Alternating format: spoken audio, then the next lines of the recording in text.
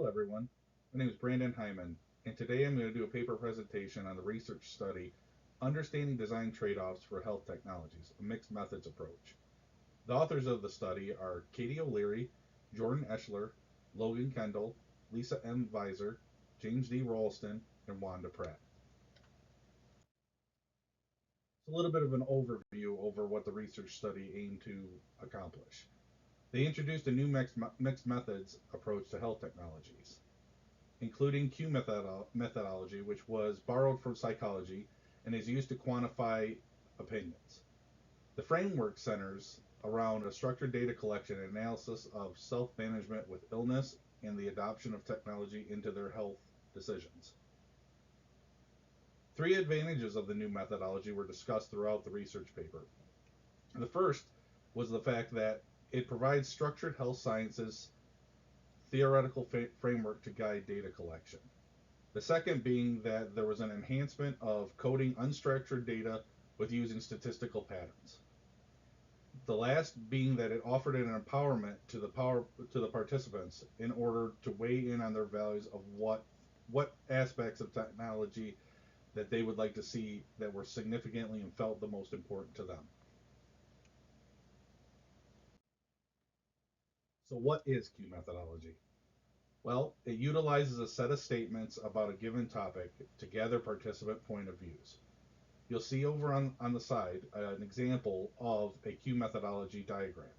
It spans from most disagree, to neutral, to most agree. And it goes on a scale from -3 all the way to +3, with increments in between so where you wouldn't go on one side or the other. On each of the spaces, you could organize whatever how you felt, but what it offered was participant attitudes that they could truly scale how they felt if they just highly disagreed with the subject or they highly agreed with the subject. One of the more common terms for this is known as forced distribution, as the participants in the study were forced to place those statements in that pattern around a 0 point, as I stated before, from -3 all the way to +3, and they had to put it in a classification. So you might ask, why is this research important? Well, as we move forward in technology, utilizing personal health technologies to obtain our health goals is vital in our well-being. There's current technologies are limited though, because every single person's wellness goals are subjective. You think a lot of times we have different heights, weights, athletic ability. There's several different factors that come into effect that we can't quantify for with one given software or given technology adaptation.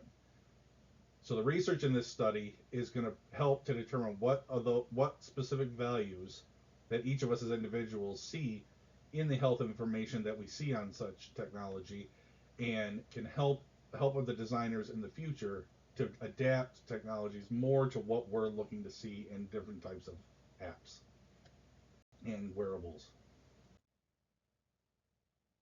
So some related work on this study was they had touched on Q methodology being used in HCI. It was with an adaptation known as HCIQ, which was tailored specifically for empowering stakeholders to reflect on designers' assumptions for their feelings on a design. So not so much on the actual participants, this was more on the individual people who were looking to either provide funding or release different wearables technology out there, and it's more on the designers than the actual people utilizing it. HCIQ had focused on gathering attitudes towards the design features, so how everybody felt about it, but specifically instead of the attitudes and behaviors and beliefs that would actually influence the adoption of that technology. Q methodology has also been used in health sciences, but only with more traditional data collection methods, such as short interviews or surveys.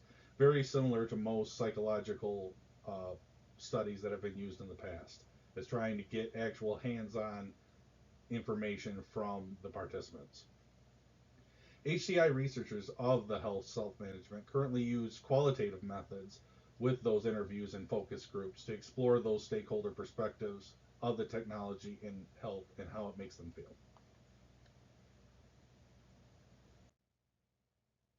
So how did they collect their data?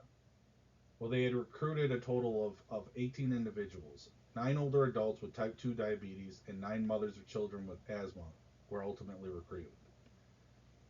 The researchers took the time to travel well across Washington state, and they sat individually with every single participant in order to conduct the interviews face to face. The sessions ran about 45 to 75 minutes. They opened up their interview with some general information and semi-structured questions that attempted to try and level set the participants as well as get an understanding of what they were going to be answering and how the study was going to be performed. After that, the questions that follow were 27 statements that followed the Q procedure that they would ultimately have to separate into the piles based on their levels of agreement. As mentioned prior, the above is the example of how they had to separate those statements. Again, it was from most disagree to most agree with neutral in the middle. All of the 27 statements had to be placed in a box. So, as I mentioned before, this would almost make the participant feel forced to make a decision, and they would have to go through and make sure every statement had a place. You're going to see an example of what the ultimate outcome is in the picture below.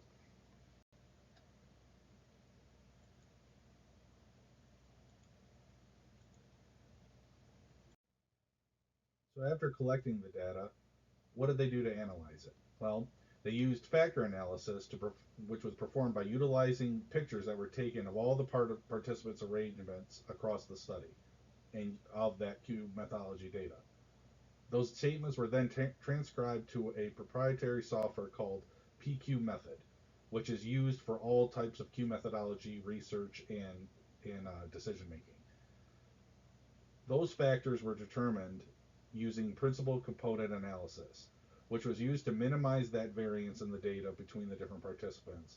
And then they rotated all the information using the Varimax method, which takes all of that data and rotates it into a shape that allows it for easier interpretation with less variance to corrupt the study. So what did they find from this?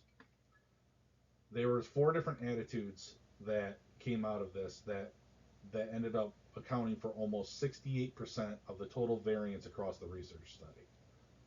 The first being was attitude 1, which was it's my decision, my body. Within that attitude, there were strong preferences towards education, scientific evidence, and taking responsibility. Where they disagreed was that cell phones or better use of mobile technology are related to health concerns.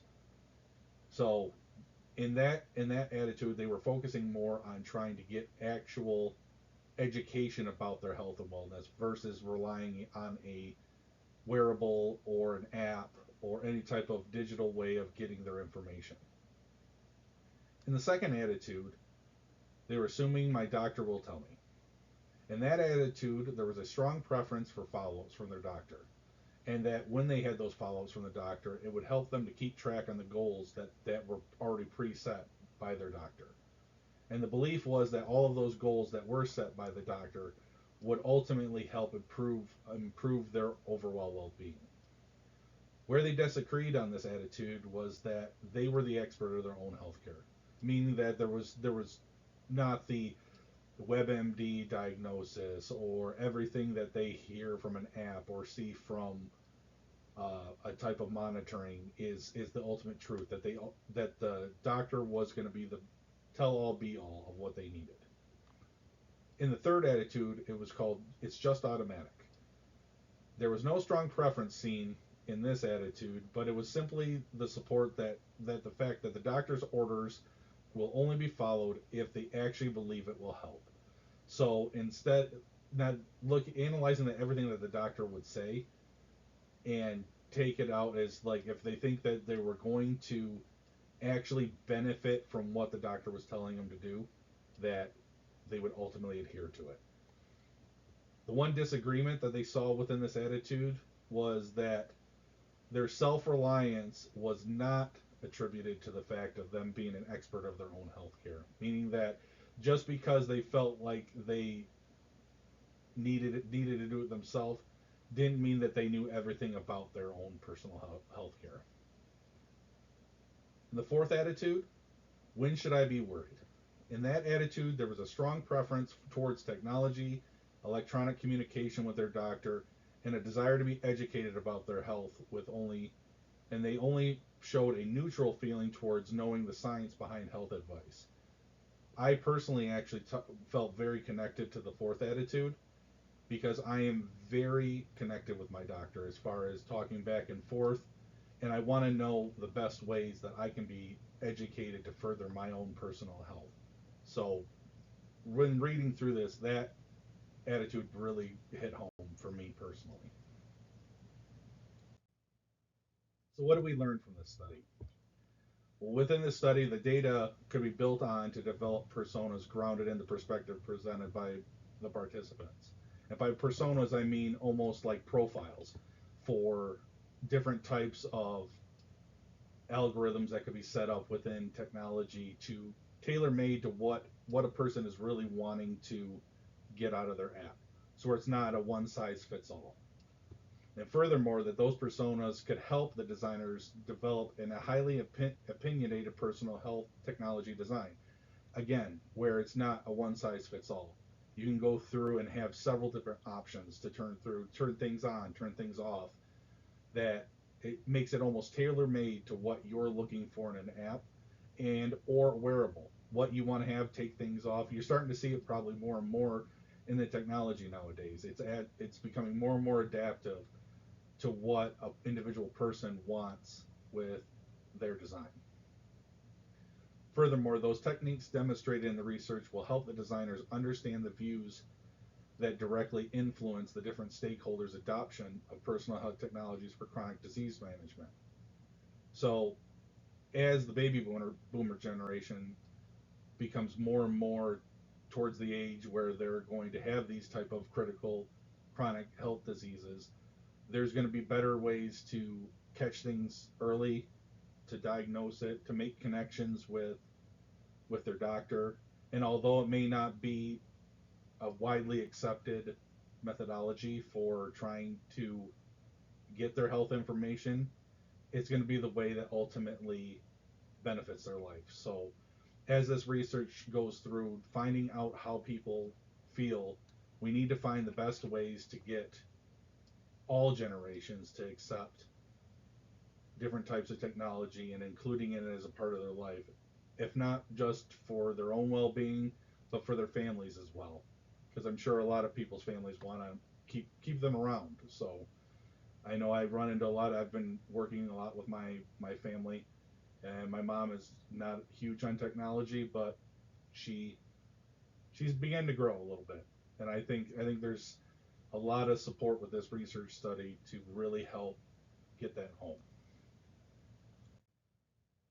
So some discussion points that I took away from reading this article. I was sitting there thinking I'd really like to hear from all of you in the class. I know we've come from a wide variety of backgrounds and families, age groups. How do you feel about technology and how it takes a role in your life? I know for me personally, as I stated before, I wear a wearable, so I have a smartwatch that I wear. I do my Fitness Pal to track my diet.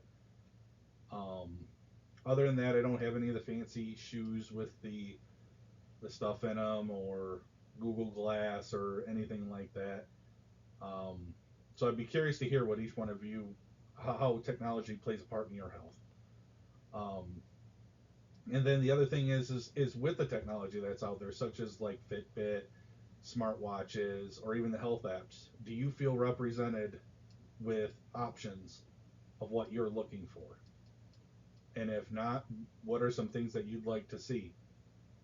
Um, the one thing that this research study showed me was for my project, I'm going to be tackling integrating technology into helping dementia patients, and so I saw through this research that there's really and a unique way of finding out how people adopt technology. And so I'd be curious to get everybody's opinion. Like, how do you feel? Like, is there features that you don't see currently that you'd like to see in technology? So I look forward to all of your feedback on this. I appreciate your time listening to me on this, and hope you have a great rest of the semester.